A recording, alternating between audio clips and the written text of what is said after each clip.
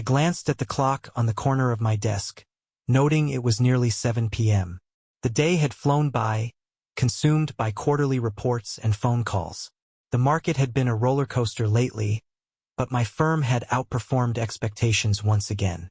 It was a small victory in a world of unpredictable shifts. My fingers tapped lightly against the edge of my desk, a habit I had picked up over years of late-night work sessions. The polished wood felt cool under my fingertips, the desk itself an heirloom passed down from my grandfather. A symbol of stability, or so I liked to think. Elaine was upstairs, preparing for our weekly date night. It was a tradition we'd managed to keep alive despite our busy schedules and the chaos of raising 2 kids. Samuel was at soccer practice and Anna was at her art class. The house, unusually quiet, gave me a rare moment of solitude to catch up on work. The sharp chime of the doorbell shattered that quiet. I frowned, glancing toward the front door. We weren't expecting anyone, and visitors at this hour were rare. Adjusting my suit jacket, I rose from my chair and made my way to the door. The hall felt longer than usual, the weight of curiosity and unease pressing down on me with every step. When I opened the door, I froze. Mark, my younger brother, stood on the porch, flanked by 2 men I didn't recognize.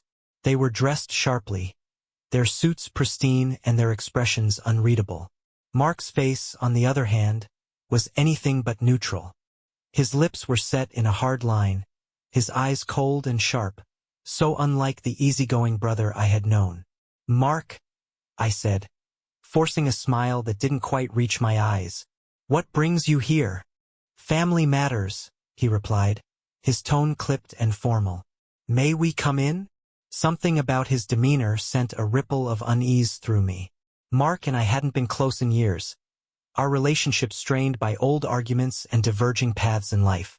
He rarely showed up unannounced, certainly not with an entourage. But I stepped aside, gesturing for them to enter. The air shifted as they crossed the threshold, their presence heavy in the quiet house. Mark glanced around, his gaze lingering on the family photos lining the walls. He looked at them as if they were artifacts in a museum, detached and dispassionate. "Can I get you something?" I asked, trying to mask my growing discomfort. "No," Mark said flatly. The 2 men remained silent, their expressions stoic. One of them carried a briefcase, its leather gleaming under the soft glow of the entryway lights. "Let's sit," Mark said, motioning toward the living room. I hesitated for a moment before leading them there. The room, with its warm tones and comfortable furniture, felt starkly at odds with the tension that had entered the house. Once we were seated, Mark leaned forward, his elbows resting on his knees. "I won't waste time, David," he began, his voice low and deliberate. "There are things you need to know about Elaine." The mention of my wife's name hit me like a cold gust of wind. "What are you talking about?" I asked, my voice steadier than I felt. Mark exchanged a glance with one of the men, who opened the briefcase and pulled out a thin folder. He handed it to Mark, who placed it on the coffee table between us. "You've always been the golden boy," Mark said, his tone laced with something bitter. "Perfect wife, perfect family, perfect life. But perfection has its cracks." The words hung in the air, each one cutting deeper than the last. "What's in the folder, Mark?" I asked, my patience thinning. "Proof," he said simply. I hesitated, my eyes flicking to the folder. The urge to reach for it battled with a deep, instinctual dread. "You're going to want to see this, David," Mark said, his voice quieter now, almost pitying. My hand moved almost on its own, pulling the folder toward me. As I opened it, my world tilted on its axis. Inside were photos, grainy, candid shots of Elaine. But she wasn't alone. She was with another man, her posture too familiar, her expression too intimate. They were at a restaurant, their heads bent close as they shared a laugh. Another photo showed them entering a hotel. A cold knot formed in my stomach, twisting tighter with every image I flipped through. This doesn't make sense," I said, my voice barely above a whisper. Mark leaned back, his expression unreadable. "It's not just photos," he said. "There are receipts, messages." She's been meeting him for months. The words were a hammer blow. Months? My mind raced, piecing together fragments of moments I hadn't thought twice about. Elaine's late nights, her sudden need for space, her phone always angled away from my view. I looked up at Mark, my chest tight. "Why are you showing me this?" "Because you deserve to know the truth," he said simply. The truth. The word felt hollow, mocking. I closed the folder, my hands trembling slightly. The room felt too small, the air too heavy. "You're lying," I said, more to myself than to him. "This has to be a mistake." But deep down, a voice whispered the words I didn't want to hear. "You already knew. You just didn't want to see it." Mark stood, smoothing the front of his jacket. "You have a choice to make, David. You can ignore it, pretend it's not happening. Or you can do something about it."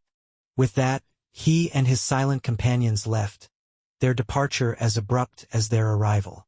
I sat there for a long time, staring at the closed folder on the coffee table.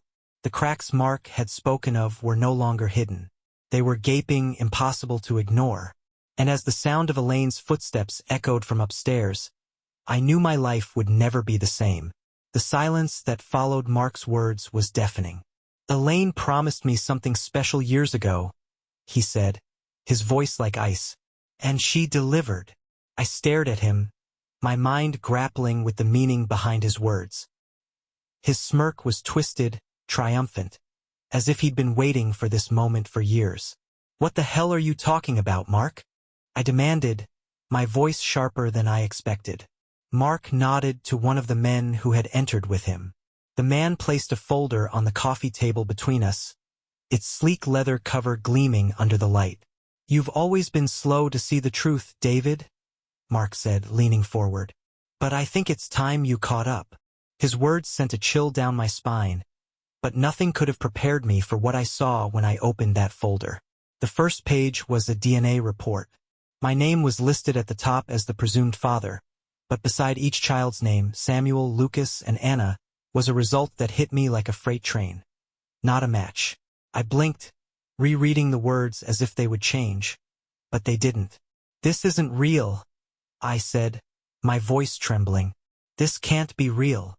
"Oh, it's very real," Mark replied, his tone mocking. "I made sure of it." The next page in the folder contained photos, candid shots of Mark and Elaine together over the years. A restaurant here, a secluded park there. And then the last photo. Elaine, visibly pregnant, with Mark's arm draped casually around her shoulders. I could barely breathe. "You've been lying," I said, my voice barely above a whisper. This has to be some kind of sick joke." "It's no joke, David," Mark said. "Elaine and we've been together since before your wedding." The words hit me harder than any punch ever could. Before our wedding, my mind raced, replaying years of memories, now tainted by the knowledge that they had been built on lies. Before I could respond, I heard her voice. "Mark, you weren't supposed to tell him this way." I turned sharply toward the staircase. Elaine stood at the top, her expression calm, almost bored. Her hand rested lightly on the banister as if she were watching a mundane event unfold, not the complete destruction of our family. "You knew," I said, my voice breaking. She smiled faintly. "Of course I knew. You're not exactly hard to fool, David." The coldness in her voice sent a shiver through me. "You're saying," I started, my words faltering as the weight of the truth pressed down on me. "You're saying the kids? My kids? They're not mine." Elaine descended the stairs slowly, her heels clicking against the hardwood. "They were never yours, David. I thought you would have figured that out by now." Her casual admission made my chest tighten with rage and disbelief. "I gave you everything," I said, my voice rising. "I built a life for us, for our family. And it was all a lie." Her smile widened, cruel and calculating. "I married you for your wealth, David. You were a convenient option, a means to an end. Mark was always the one I wanted." I clenched my fists, struggling to contain the storm brewing inside me. Every word she spoke felt like another dagger to the heart. "Get out," I said, my voice low and dangerous. Elaine tilted her head, feigning innocence. "What's the matter, David? Can't handle the truth?" I said, "Get out," I roared, pointing toward the door. Mark rose from the couch, his smug expression never wavering. "You're handling this better than I expected, brother," he said. I turned to him, my glare piercing. "You're no brother of mine. Now get out of my house before I throw you out myself." Mark smirked but didn't argue. He gestured for the two men to follow him as he headed for the door. Elaine lingered, her eyes sweeping the room one last time. "You'll hear from my lawyer," she said casually. I took a step toward her, my voice steady despite the fire raging inside me. "You've taken enough from me. You won't take anything else." She raised an eyebrow, clearly unimpressed, before walking out the door. When the house fell silent again, I stood frozen in the living room, the weight of everything threatening to crush me. The photos, the DNA report, Elaine's words. They all blurred together, forming a whirlwind of betrayal and pain. The kids, Samuel, Anna, Lucas, they weren't mine. I sank onto the couch, my head in my hands, trying to process the impossible. Everything I thought I knew about my life, my marriage, my family, had been ripped away in a single shattering moment. But as the shock began to subside, another emotion took its place. Determination. Elaine and Mark might have taken advantage of me, but they underestimated the strength of the man they betrayed. This wasn't the end, not for me. It was the beginning of something new. The silence after the door closed behind Elaine and Mark was suffocating. I stood in the foyer, staring at the empty space where they had been moments before, the echoes of their betrayal still ringing in my ears. Everything I thought I knew about my life had been shattered in an instant. But even as the weight of the truth pressed down on me, a flicker of determination sparked inside. I couldn't afford to fall apart, not now. My kids were coming home, and they needed me to be strong. Samuel, Lucas, Anna. My mind caught on their names, each one twisting the knife just a little deeper. The DNA report had been clear, they weren't biologically mine. But that didn't change how I felt about them. They were still my children, the people I had raised, loved, and fought for every day of their lives. I took a deep breath, forcing myself to focus. This wasn't the time to crumble. This was the time to act. I grabbed my phone and dialed Peter Wallace, my attorney. Peter had been my lawyer for years, handling everything from business contracts to estate planning. If anyone could help me navigate the chaos that was about to unfold, it was him. "David," Peter said, answering on the second ring. "What's going on?" "I need a meeting," I said, my voice steadier than I felt. "It's urgent." "How urgent?" "Life-changing," I replied. There was a pause, and then he said, "Come by my office tomorrow morning. First thing." "Thank you, Peter," I said before hanging up. Next, I called my sister, Laura. Laura and I had always been close. She was the kind of person who could cut through any situation with clarity and compassion, and I needed her now more than ever. "David," she answered, her tone immediately concerned. "What's wrong?" "I can't explain everything over the phone," I said, "but I need to see you. Tonight, if possible." "I'll be there in an hour," she said without hesitation. Her unwavering support was a lifeline, and for the first time since the nightmare began, I felt a glimmer of relief. But I wasn't done yet. I scrolled through my contacts until I found the number for Ethan Daniels, the private investigator I had used in the past for corporate matters. This situation was far more personal, but I trusted Ethan to handle it discreetly. "Ethan," I said when he picked up, "I need you to look into someone for me." "Who's the target?" he asked, his voice calm and professional. "Two people, Mark Harris and Elaine Harris." There was a brief pause on the other end of the line. "Your brother and your wife?" "Yes," I said, my jaw tightening. "I need everything. Bank records, correspondence. Anything you can find that will help me understand how long this has been going on and what they've been up to." "Consider it done," Ethan said. "I'll get back to you as soon as I have something." I hung up, setting the phone down on the counter. My mind was racing, but the steps I needed to take were becoming clearer. This wasn't just about uncovering the truth. It was about protecting my family and reclaiming control. The sound of the garage door opening snapped me back to the present. The kids were home. I plastered on a calm expression as Samuel and Anna came through the door, their voices filling the house with the usual chatter about soccer drills and art projects. "Hey, Dad," Samuel said, tossing his backpack onto the floor. "Hey, buddy," I said, ruffling his hair. Anna bounded over, holding up a sketchpad. "Look what I made today." Her drawing was beautiful. A landscape filled with intricate details that only she could dream up.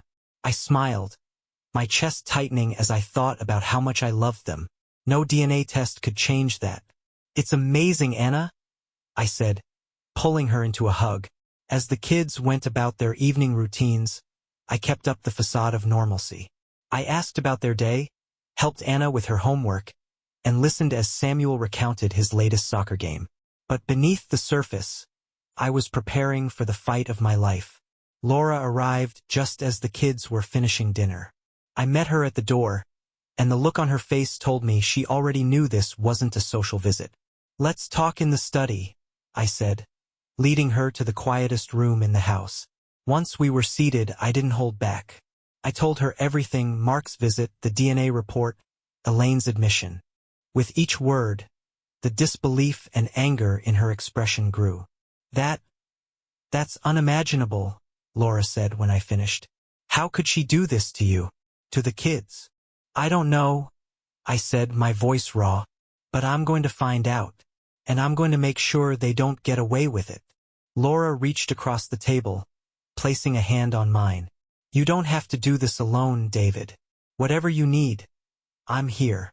Her support was like a lifeline, grounding me in a moment that felt otherwise impossible to endure. As the evening wore on, I outlined my plan to Laura. The kids would be shielded from the truth for now. They didn't need to know the details of Elaine's betrayal. Not yet. I would work with Peter and Ethan to gather the evidence I needed, both to protect my assets and to ensure that Elaine and Mark couldn't manipulate the situation further. By the time Laura left, the house was quiet again. The kids were asleep, their soft breathing a reminder of what I was fighting for. Standing in the hallway outside their rooms, I felt a wave of resolve wash over me. Elaine and Mark thought they had taken everything from me, but they were wrong. They had underestimated the strength of a father's love and the power of a man determined to protect his family. The battle ahead wouldn't be easy, but I was ready. Weeks had passed, but the weight of Mark and Elaine's betrayal never left me. It was there when I woke up in the morning, staring at the ceiling as I tried to summon the energy to face the day. It followed me into every conversation with my kids, every dinner we shared, every quiet moment when the house was still. But beneath the pain was a growing sense of purpose. I wasn't going to let them get away with this. Ethan Daniels, my private investigator, had been working tirelessly. Every day brought new pieces of the puzzle, and the picture they painted was worse than I could have imagined. Mark's betrayal didn't stop at the affair or the lies about paternity. It ran much deeper. It turned out that Mark had been using insider information from my business to make trades in the stock market. His trades were carefully timed, each one yielding substantial profits that couldn't be attributed to luck. At first, I thought he'd just been unusually lucky or clever. But then Ethan brought in James Carlton, a forensic accountant who specialized in uncovering financial misconduct. James's findings were damning. "David," James said during our first meeting in my office, "your wife has been recording your business calls." The words hit me like a punch to the gut. "What?" He nodded grimly. "She's been passing those recordings to Mark, who used them to gain a financial edge. Stock tips, upcoming deals, confidential plans. It's all there in the records." I stared at him, my mind reeling. Elaine had sat across from me at countless dinners, smiled at me during family vacations, and supported me through tough business decisions. Or so I'd thought. The whole time, she'd been working against me, undermining everything I had built. "How long has this been going on?" I asked, my voice hollow. "Years," James said. "We've traced transactions as far back as 5 years, maybe longer." The air seemed to leave the room. 5 years. Half a decade of lies and manipulation.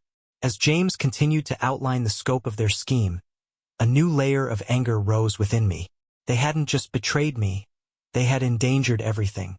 My company, my children's future, the life I had worked tirelessly to build. But knowing the truth wasn't enough. I had to act. "We need to build an airtight case," I said, leaning forward. "I don't just want them to pay for what they've done. I want to make sure they can never do this to anyone else." James nodded. "Understood. I'll keep digging and coordinate with your legal team." Over the following weeks, the pieces began to fall into place. Ethan uncovered emails between Elaine and Mark, their messages dripping with arrogance as they discussed their plans. Bank statements showed transfers from accounts I didn't even know existed. There were even records of Elaine using family funds to finance some of Mark's trades. It was clear that this wasn't just a betrayal, it was a calculated attack. Amid all of this, I did my best to shield the kids from the storm brewing around them.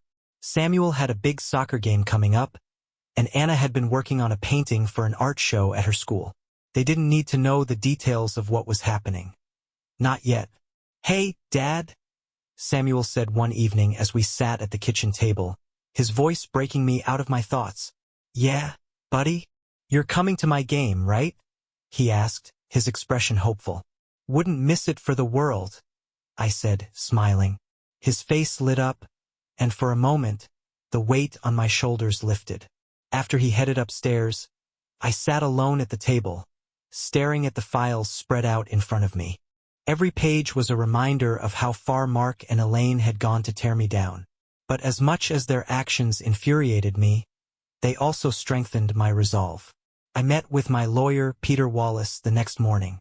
The conference room at his firm was filled with files, notes, and timelines as we mapped out our strategy. "David," Peter said, his tone serious, "this is going to be a fight. They're not going to back down easily." "I'm not backing down either," I replied. "We'll need to focus on two fronts," Peter continued. "First, protecting your assets and your business. Second, proving their misconduct.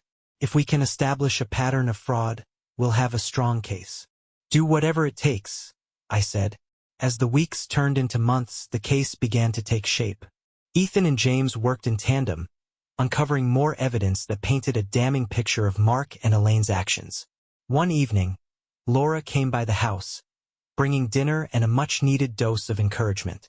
"You're doing the right thing, David," she said as we sat in the living room, the kids upstairs. "It doesn't feel like it," I admitted. "It feels like I'm drowning." "You're not," she said firmly. "You're fighting for what's right. For your kids, for your company, for yourself." Her words stuck with me long after she left. I had spent so much time focusing on what I had lost. My trust, my marriage, the future I thought I had. But as I looked at the files on the coffee table, I realized that this fight wasn't just about what I had lost. It was about what I still had. My kids, my company, my integrity. Mark and Elaine might have tried to tear me down, but they underestimated one thing. I wasn't going to let them win. The battle ahead would be long and difficult, but I was ready.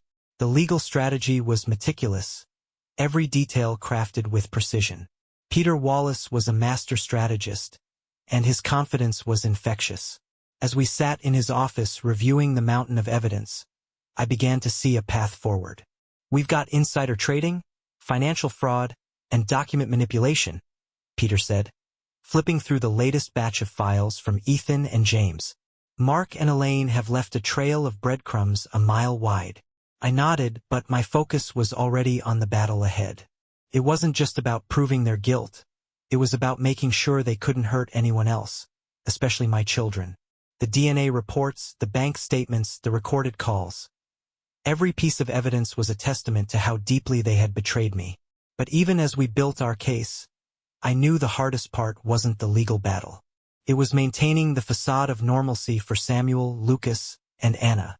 Every day, I put on a calm face for them. I helped with homework, attended soccer games, and listened to Anna's latest creative ideas for her art projects.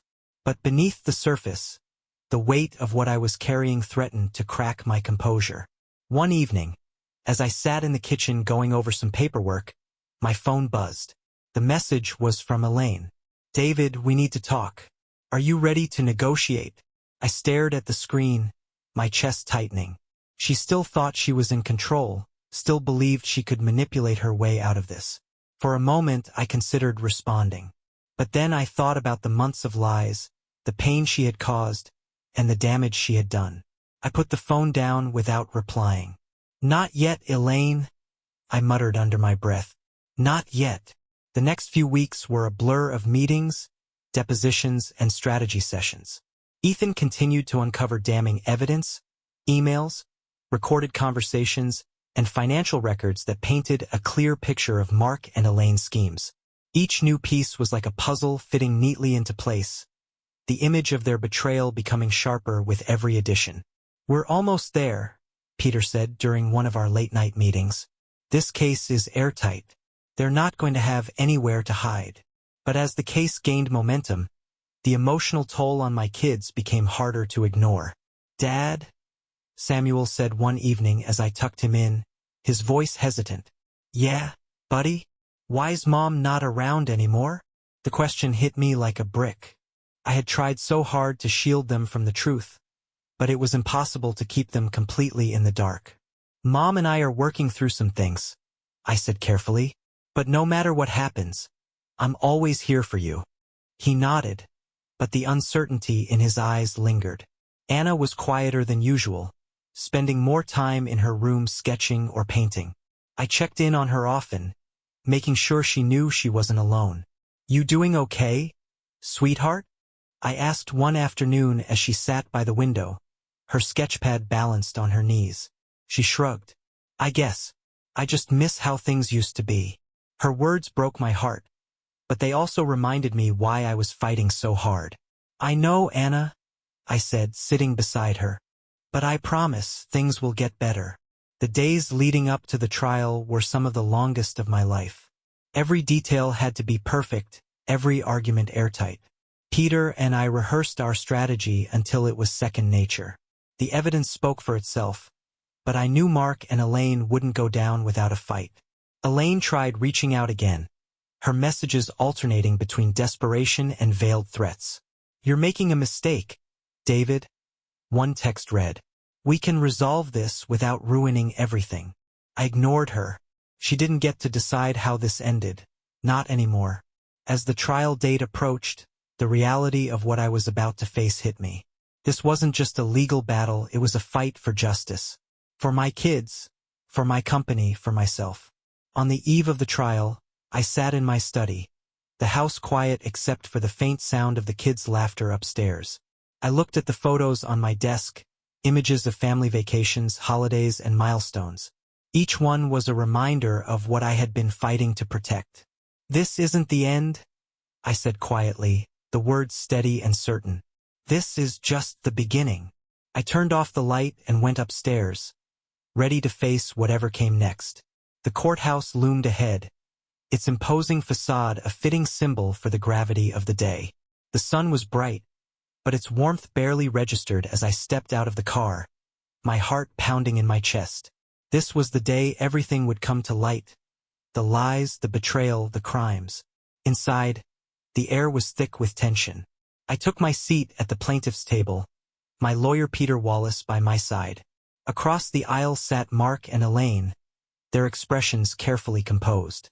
Mark wore his usual smirk, the same one I'd seen so many times before, as if he believed he had already won. Elaine's face was a mask of calm indifference, her eyes occasionally flicking toward me but quickly looking away. Let them think they had the upper hand. It would make their fall all the more satisfying. The gavel sounded and the trial began. Peter wasted no time, his opening statement crisp and cutting. Your Honor, ladies and gentlemen of the court, he began, his voice steady. This case is about betrayal.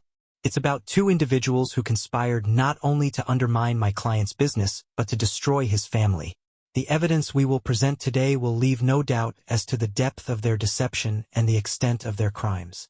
Mark's smirk faltered slightly, but he quickly recovered, leaning over to whisper something to his attorney. Elaine remained still, her hands folded neatly in her lap. Peter began methodically laying out the case. Witnesses were called to the stand, business associates, former employees, and even our forensic accountant, James Carlton. Each one provided a piece of the puzzle, their testimony painting a damning picture of Mark and Elaine's actions. "Mr. Carlton," Peter said as James took the stand, "can you explain what your investigation uncovered regarding insider trading?" James adjusted his glasses, his demeanor calm and professional. "My team analyzed several years of trading activity linked to Mr. Mark Harris. We found a clear pattern of trades based on confidential information provided by Mrs. Elaine Harris, who had access to sensitive business communications through her relationship with Mr. David Harris. He detailed the fraudulent trades, the manipulated financial records, and the secret accounts used to funnel money. Every word drove another nail into the coffin of Mark and Elaine's defense. Next came the emails and recordings. Peter displayed them on a large screen for the court to see, each one more damning than the last. "David will never see it coming," one email from Elaine to Mark read. "We're finally going to get what we deserve," the courtroom murmured, and I caught a glimpse of Elaine shifting uncomfortably in her seat. Mark tried to defend himself when it was his turn to testify, spinning a web of half-truths and excuses. But Peter was relentless, countering every claim with cold, hard evidence. "You claim you had no knowledge of these trades being illegal," Peter said, his tone sharp. "Yet here we have an email where you specifically instruct Mrs. Harris to send the call recordings ASAP, so you can time the market. How do you explain that?" Mark faltered, his usual confidence cracking. I don't recall that email. Would you like to see it again?" Peter asked, holding up a printed copy. Mark's silence spoke volumes. Elaine tried a different tactic, downplaying her role and shifting blame onto Mark. "I didn't know what he was using the information for," she said, her voice measured but shaky. "I was just helping him." Peter leaned forward, his gaze piercing. "Helping him commit fraud?" Her face flushed, but she said nothing. The tension in the room was palpable as Peter presented the final piece of evidence. A series of bank transfers from the secret accounts. "Your Honor," Peter said, addressing the judge, "this case is not just about deception. It's about justice for my client, who has suffered immensely due to the actions of these two individuals. The evidence is clear. Mark and Elaine Harris conspired to defraud Mr. Harris, not only financially but personally, betraying his trust at every level. The defense offered little in rebuttal. The evidence was overwhelming, and their arguments rang hollow in the face of the truth. When the verdict was delivered, guilty on all counts, the weight I had been carrying for months began to lift. As the bailiff escorted Mark and Elaine out of the courtroom in handcuffs, Mark shot me a venomous look. Elaine didn't look back, her head bowed in shame. I stayed seated for a moment, letting the reality sink in. Justice had been served. "This is just the beginning," Peter said, placing a hand on my shoulder. "I know," I replied, my voice steady. Walking out of the courthouse, I felt a strange mix of emotions: relief, exhaustion, and something that felt almost like hope. For the first time in months, the path ahead didn't seem so dark. This wasn't the end of the battle, but it was a victory, and I was ready for whatever came next. Victory in court wasn't just a win for me. It was a victory for everyone who had been hurt by Mark and Elaine's greed. The investigation didn't stop with their betrayal of me. As Ethan and James dug deeper, they uncovered a disturbing pattern. Mark had used the same manipulative tactics on other families, exploiting their trust for financial gain. It was sickening to think about how many lives he had upended, how many people had suffered because of his schemes. But the truth was out now, and justice was catching up with him. Mark and Elaine's sentencing was swift and decisive. The charges against them, fraud, insider trading, financial manipulation, carried significant weight. When the judge handed down their prison terms, I felt a sense of closure I hadn't thought possible. Mark, the brother I once trusted, received a sentence that ensured he wouldn't harm anyone else for a long time. Elaine, too, faced the consequences of her choices, her mask of arrogance finally replaced by the reality of what she had done. But even as the legal process unfolded, my focus was elsewhere, on my kids. The courtroom victories, the public vindication, they mattered, of course. But what mattered most was the family I was determined to protect. The scars of betrayal ran deep. Samuel, Lucas, and Anna didn't fully understand everything that had happened, but they felt the effects. Samuel withdrew into his soccer practices, spending extra hours on the field. Anna buried herself in her art, her once bright sketches taking on darker tones. And Lucas, my youngest, clung to me in a way he hadn't since he was a toddler, his quiet presence a reminder of how much he needed stability. I made it my mission to be there for them no matter what. We started therapy together, a safe space where they could express their confusion, anger, and sadness. It wasn't easy to hear their questions or to see the pain in their eyes, but it was necessary. One evening, as we sat in the living room after a particularly emotional session, Anna turned to me. "Dad," she said softly, her sketchpad balanced on her knees. "Are we going to be okay?" Her question cut straight to my heart. "We are," I said firmly. "It's going to take time, but we'll get through this. Together." She nodded, her eyes brimming with unshed tears.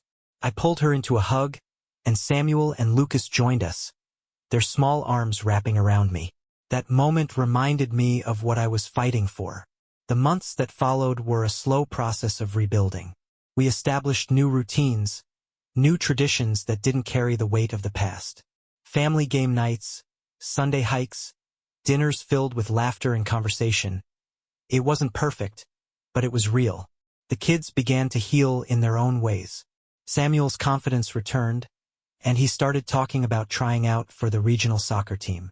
Anna's art took on brighter hues, her sketches once again reflecting the vibrant imagination I loved so much. And Lucas, who had always been quiet, started asking questions about the world. His curiosity a sign that he was beginning to trust again. For me, the journey was about finding balance. My business, which had once consumed so much of my time, became secondary to my role as a father. Carter Enterprises continued to thrive, but I made sure to carve out time for what truly mattered, my family. Laura, my sister, remained a constant source of support, stepping in whenever I needed an extra hand. Her presence reminded me that even in the darkest times, there were people who would stand by me. As the years passed, the wounds left by Mark and Elaine's betrayal began to fade. They didn't disappear entirely. Some scars never do. But they became a part of our story, a reminder of what we had overcome.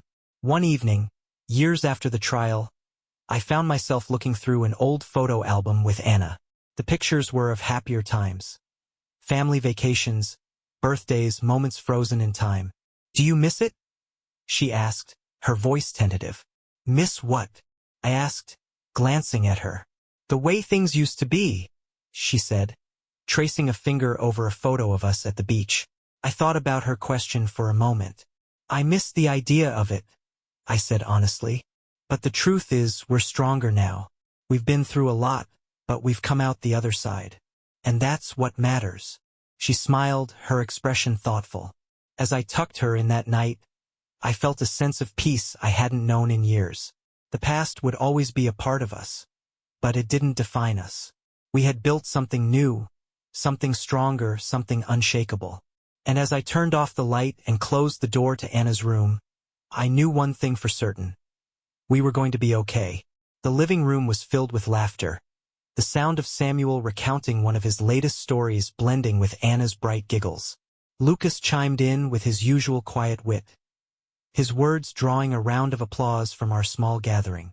It was a scene I'd dreamed of for years, a room full of light, joy, and connection. Years had passed since the darkest chapter of our lives, and now, sitting here among my grown children, it felt like the pain of those days belonged to a different lifetime. Samuel sat on the couch, animated as he described the fallout from his latest exposé. Journalism had become his passion, a way to shed light on corruption and hold people accountable. His articles had uncovered scandals that made headlines, and his voice had become a beacon for those seeking justice. "You should have seen the reaction when the story broke," Samuel said, his eyes alight with excitement. "I thought the CEO was going to implode right there on camera." Anna laughed, shaking her head. You're going to give someone a heart attack one day, Sam. Only the ones who deserve it, he replied, a hint of mischief in his grin. Across the room, Lucas leaned against the piano, his quiet confidence a testament to how far he had come. As a biomedical engineer, his work had already changed lives. The medical device he had designed, a compact, affordable solution for monitoring chronic conditions, was being used in clinics worldwide. Speaking of making waves, Lucas said, glancing at Anna. You were the star of the night. Carnegie Hall, Anna. That's incredible. She blushed, brushing a strand of hair behind her ear. I still can't believe it happened. I watched her, pride swelling in my chest. She had poured her heart into her music, and seeing her perform on one of the world's most prestigious stages was a moment I would never forget. You earned every bit of it, I said, my voice warm. Anna smiled at me, her eyes sparkling. Thanks, Dad. That means a lot.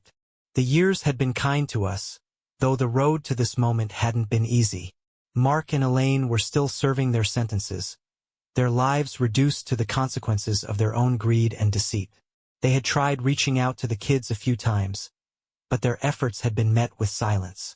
My children knew who had been there for them, who had fought for them, and they chose to focus on the family we had built together. I have something to show you, Anna said suddenly, getting up from the couch and heading to the piano. The room fell quiet as she began to play, her fingers gliding over the keys with practiced grace. The melody was hauntingly beautiful, a composition of her own that spoke of resilience and hope. As the last notes lingered in the air, I felt a lump form in my throat. That was beautiful, I said, my voice thick with emotion. Anna stood, crossing the room to hug me. Thank you, Dad, for everything. Her words carried a weight that only we could understand. Later that evening, after everyone had left or gone to bed, I sat alone in the living room, the remnants of our celebration scattered across the coffee table. I thought about the journey we had taken, the betrayal, the heartbreak, the fight for justice. There had been moments when I doubted we'd make it through, moments when the weight of it all seemed too much to bear. But as I looked back now, I saw not just the pain but the strength we had found in each other. Samuel's determination, Lucas's quiet brilliance, Anna's boundless creativity. They were more than I could have ever hoped for. And through it all, they had embraced the values I had tried so hard to teach them. Integrity, resilience, and love. I smiled, feeling a sense of peace that had been hard-won but was now unshakable. This was the life we had built. A life of promise, joy, and connection. The scars of the past would always be there, faint reminders of what we had overcome. But they no longer defined us. As I turned off the lights and headed to bed, I knew one thing for certain. The best chapters of our story were still ahead.